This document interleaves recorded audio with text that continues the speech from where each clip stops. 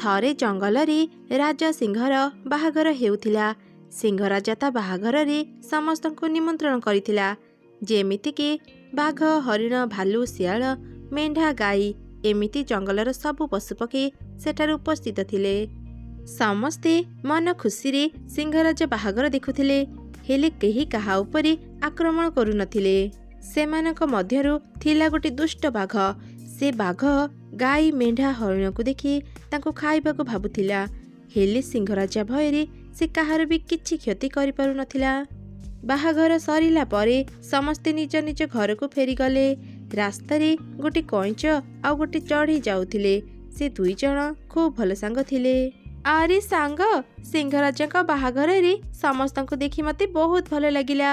ଏତେ ଦିନ ପରେ ଆମେ ସବୁ ପଶୁପକ୍ଷୀ ଏକାଠି ହେଇଥିଲେ। ହଁ ସାଙ୍ଗ, ଆଜି ତ ବହୁତ ମଜା ଆସିଲା। ଆଚ୍ଛା, ତୁ ବାଘକୁ ଦେଖିଛୁ? ସେ କେମିତି ସମସ୍ତଙ୍କୁ ଦେଖୁଥିଲା, ଯେମିତି ସୁଯୋଗ ପାଇଲେ ସେ ସମସ୍ତଙ୍କୁ ଖାଇଯିବ।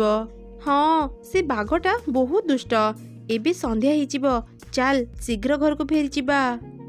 ଏମିତି କଥା ହେଇ ଦୁଇ ସାଙ୍ଗ ନିଜ ନିଜ ଘରକୁ ଯିବା ପାଇଁ ବାହାରିଲେ। ଚଢ଼େଇ କିଛି ଦୂର ଯାଇଛି କି ନାହିଁ ସେ ଦେଖିଲା ବାଘ ତାଙ୍କ ଆଡ଼କୁ ଆସୁଛି। ଚଢ଼େଇ ତୁରନ୍ତ ଗୋଟିଏ ଗଛ ଉପରକୁ ଚାଲିଗଲା। ସେପଟେ କଇଁଚ ଧୀରେ ଧୀରେ ତା ଘରକୁ ଯାଉଥିଲା, ହେଲେ ବାଘ କଇଁଚକୁ ଧରି ପକେଇଲା। କିରେ, ଆଜି ସିଂହରାଜାର ବାହାଘରରେ ବହୁତ ନାଚୁଥିଲୁ ନା? ତତେ ଆଜି ଧରିଛି, ଏବେ ମୁଁ ତତେ ଖାଇବି। କଇଁଚ ଭୟରେ ତା ଖୋଳ ଭିତରେ ପଶିଗଲା। ବାଘ କଇଁଚକୁ ଖାଇବା ପାଇଁ ଚେଷ୍ଟା କଲା, ହେଲେ କଇଁଚର ପିଠି ବହୁତ ଶକ୍ତ ଥିଲା। ବାଘ କଇଁଚକୁ ଖାଇପାରିଲାନି। ଆରେ ବାଘ ମାମୁଁ, ତୁମେ କ'ଣ କରୁଛ? ବାଘ ଏପଟ ସେପଟକୁ ଦେଖିଲା, ଆଖପାଖରେ କେହି ନଥିଲେ। ଚଢ଼େଇ ବାଘକୁ କହିଲା, ବାଘ ମାମୁଁ, ମୁଁ ଏଇଠି ଅଛି। ତୁମେ କଇଁଚକୁ କାହିଁକି ମାରୁଛ? ସିଂହରାଜା ଏକଥା ଜାଣିଲେ ସେ ତମକୁ ଦଣ୍ଡ ଦେବେ। ଚୁପ୍ କର, ମୋତେ ସିଂହର ନାଁ ନେଇ ଡରାନି। ସିଂହ ଏକଥା ଜାଣିବା ପୂର୍ବରୁ ହିଁ ମୁଁ ଏ କଇଁଚକୁ ନିଆଁରେ ପୋଡ଼ି ଖାଇଦେବି। ଏମିତି ଶୁଣି ଉଭୟ କଇଁଚ ଆଉ ଚଢ଼େଇ ଖୁବ୍ ଡରିଗଲେ। ଚଢ଼େଇ ତା ସାଙ୍ଗକୁ ବଞ୍ଚିବା ପାଇଁ ଏକ ଉପାୟ ଚିନ୍ତା କଲା। ହେଲେ ବାଘ ମାମୁଁ, ତୁମେ ଏ କଇଁଚକୁ ନିଆଁରେ କାହିଁକି ପୋଡ଼ିବ?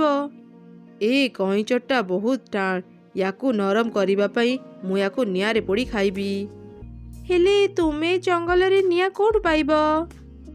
ଆରେ ହଁ, ମୁଁ ତ ଏକଥା ଭାବି ନଥିଲି। ମୁଁ ଏ ଜଙ୍ଗଲରେ ନିଆଁ କୋଉଠୁ ପାଇବି? କ'ଣ ଭାବୁଛ ବାଘ ମାମୁଁ? ମୋ ପାଖରେ ଗୋଟିଏ ଉପାୟ ଅଛି ଏ କଇଁଚକୁ ନରମ କରିବା ପାଇଁ।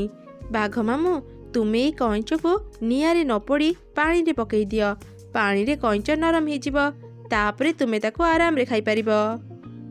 ସେ ବୋକା ବାଘ ବି ଚଢ଼େଇ କଥାରେ ରାଜି ହେଇଗଲା, ଆଉ ପାଖ ନଦୀରେ ସେ କଇଁଚକୁ ଫିଙ୍ଗିଦେଲା। କଇଁଚ ତୁରନ୍ତ ନଦୀ ଭିତରକୁ ଚାଲିଗଲା। ସେପଟେ ବାଘ ବହୁତ ସମୟ ଯାଏଁ କଇଁଚକୁ ଅପେକ୍ଷା କଲା, ହେଲେ କଇଁଚ ଆଉ ଆସିଲାନି।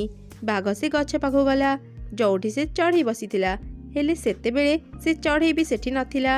ହଠାତ୍ ବାଘର ଚଢ଼େଇ ଆଉ କଇଁଚ ସାଙ୍ଗ କଥା ମନେ ପଡ଼ିଲା। ସେ ଚଢ଼େଇ ଆଉ କଇଁଚ ବହୁତ ଭଲ ସାଙ୍ଗ। ଜଙ୍ଗଲରେ ସମସ୍ତେ ସେମାନଙ୍କ କଥା କୁହନ୍ତି। ମୁଁ ଏସବୁ କେମିତି ଭୁଲିଗଲି?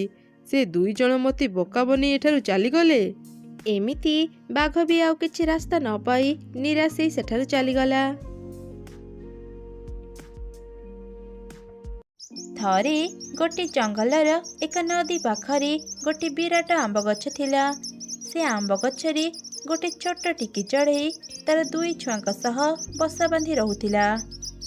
ପାଖ ନଦୀରେ ବହୁତ ଗୁଡ଼ିଏ ମାଛ ରହୁଥିଲେ। ମାଛମାନଙ୍କ ମଧ୍ୟରୁ ଗୋଟିଏ ରାଣୀ ମାଛ ଥିଲା। ସବୁ ମାଛ ରାଣୀ ମାଛର ସବୁ କଥା ମାନୁଥିଲେ।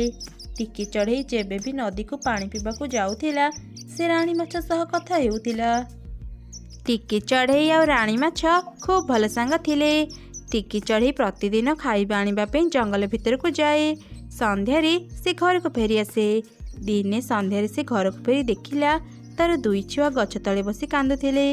ଟିକି ଚଢ଼େଇ ତାଙ୍କ ପାଖକୁ ଗଲା, ଆଉ କ'ଣ ପାଇଁ କାନ୍ଦୁଛ ବୋଲି ପଚାରିଲା।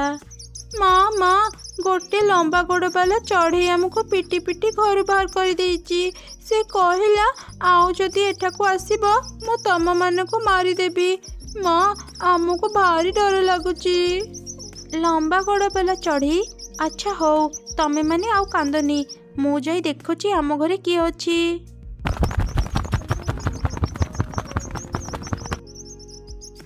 ଆରେ ଏଇଟା ତ ଗୋଟେ ବଗ। ବଗ ମୋ ଘରକୁ କାହିଁକି ଆସିଛି? ବଗ ଭାଇ, ଏଇଟା ମୋ ଘର। ତମେ ମୋ ଛୁଆଙ୍କୁ ଘରୁ କାହିଁକି ବାହାର କରିଦେଲ? ଦୟାକରି ତୁମେ ଏଠାରୁ ଚାଲିଯାଅ। ଚୁପ୍ କର, ଏବେ ଏଇଟା ମୋ ଘର। ତୁ ଏଠାରୁ ଚାଲିଯା, ନହେଲେ ମୁଁ ତତେ ଆଉ ତୋ ଛୁଆଙ୍କୁ ମାରିଦେବି। ଟିକି ଚଢ଼େଇ ଯେତେ କହିଲେ ବି ବଗ ତା କଥା ଶୁଣିଲାନି।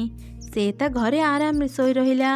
ଟିକି ଚଢ଼େଇ ଜାଣିଥିଲା ସେ କେବେ ବି ବଗ ସହ ଏକୁଟିଆ ଲଢ଼େଇ କରିପାରିବନି। ସେ ସେଠାରୁ ଚାଲି ଆସିଲା। ଟିକି ଚଢ଼େଇ ତାର ଦୁଇ ଛୁଆଙ୍କୁ ନେଇ ପାଖ ଗଛରେ ରହିଲା। ସେପଟେ ବଗ ପ୍ରତିଦିନ ସକାଳୁ ଉଠି ନଦୀ ପାଖକୁ ଯାଉଥିଲା ଆଉ ମନ ଭରି ମାଛ ଧରି ଖାଉଥିଲା। ତାପରେ ସେ ଟିକି ଚଢ଼େଇର ଘରକୁ ଯାଇ ଆରାମ କରୁଥିଲା। ଆରେ ବାଃ, ୟାକୁ ହିଁ କହନ୍ତି ସୁନ୍ଦର ଜୀବନ। ସକାଳୁ ସକାଳୁ ସ୍ୱାଦିଷ୍ଟ ମାଛ ଖାଇବାକୁ ମିଳୁଛି ଆଉ ରହିବା ପାଇଁ ଗୋଟେ ସୁନ୍ଦର ଘର। ଏବେ ମୋର ଆଉ ଚିନ୍ତା ନାହିଁ। ଏମିତି ବଗ ବେଶ ଆରାମରେ ତା ଦିନ କାଟୁଥିଲା।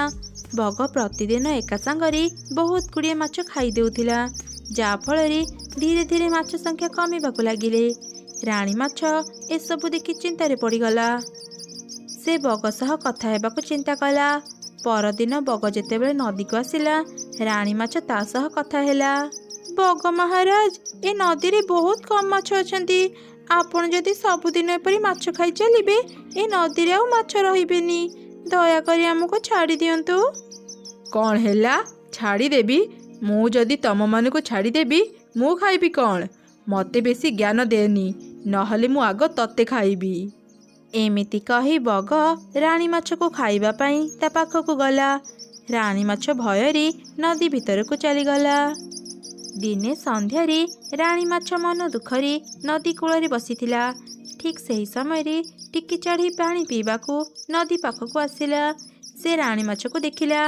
କ'ଣ ହେଲା ରାଣୀ ମାଛ, ମନ ଦୁଃଖରେ ଏଠି ବସିଛ କ'ଣ ପାଇଁ?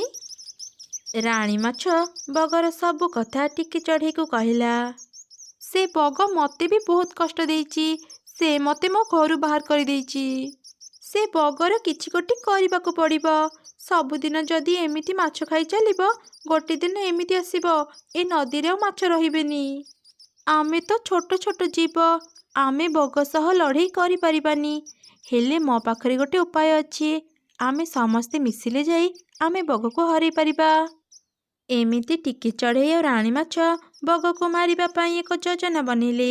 ସେମାନେ କଙ୍କଡ଼ା ପାଖକୁ ଗଲେ ଆଉ କଙ୍କଡ଼ାକୁ ତାଙ୍କ ଯୋଜନା ବିଷୟରେ କହିଲେ। କଙ୍କଡ଼ା ବି ସେମାନଙ୍କୁ ସାହାଯ୍ୟ କରିବା ପାଇଁ ରାଜି ହେଇଗଲା। ପରଦିନ ସକାଳେ ବଗ ଯେତେବେଳେ ମାଛ ଖାଇବା ପାଇଁ ନଦୀ ପାଖକୁ ଗଲା, କଙ୍କଡ଼ା ବଗ ପାଖକୁ ଆସି କହିଲା, ଆରେ ବଗ ଭାଇ, କେମିତି ଅଛ? ମୁଁ ତ ଭଲ ଅଛି, ହେଲେ ତୁ କହ, ତୁ ମୋ ପାଖକୁ କ'ଣ ପାଇଁ ଆସିଛୁ? ବଗ ଭାଇ, କଥା କ'ଣ କି, ମୋତେ ଟିକେ ତୁମର ସାହାଯ୍ୟ ଦରକାର। ମୁଁ ଶୁଣିଲି ଏ ବର୍ଷ ଖରା ଦିନରେ ପ୍ରବଳ ଗରମ ହେବ, ନଦୀର ପାଣି ବି ଶୁଖିଯିବ। ଏଇଟା ତ ଗୋଟେ ଛୋଟ ନଦୀ। ମୁଁ ଗୋଟେ ବଡ଼ ନଦୀର ସନ୍ଧାନ କରିଛି। ମୋତେ ସେଠାକୁ ଟିକେ ନେଇଯାଅ। ମୋତେ ଯଦି ସେ ନଦୀ ଭଲ ଲାଗିବ, ମୋ ପରେ ପରେ ମୋ ସାଙ୍ଗ ମାଛ ଗୁଡ଼ିକୁ ବି ସେ ନଦୀକୁ ନେଇ ଛାଡ଼ିଦେବ। ଏମିତି ଶୁଣି ବଗ ମୁଣ୍ଡରେ ଗୋଟେ ଦୁଷ୍ଟ ବୁଦ୍ଧି ପଶିଲା। ସେ ମନରେ ଚିନ୍ତା କଲା, ଆରେ ବାଃ, ବଢ଼ିଆ ସୁଯୋଗଟା। ଏମିତି ବି ମାଛମାନେ ଭୟରେ ମୋ ପାଖକୁ ଆସୁନାହାନ୍ତି।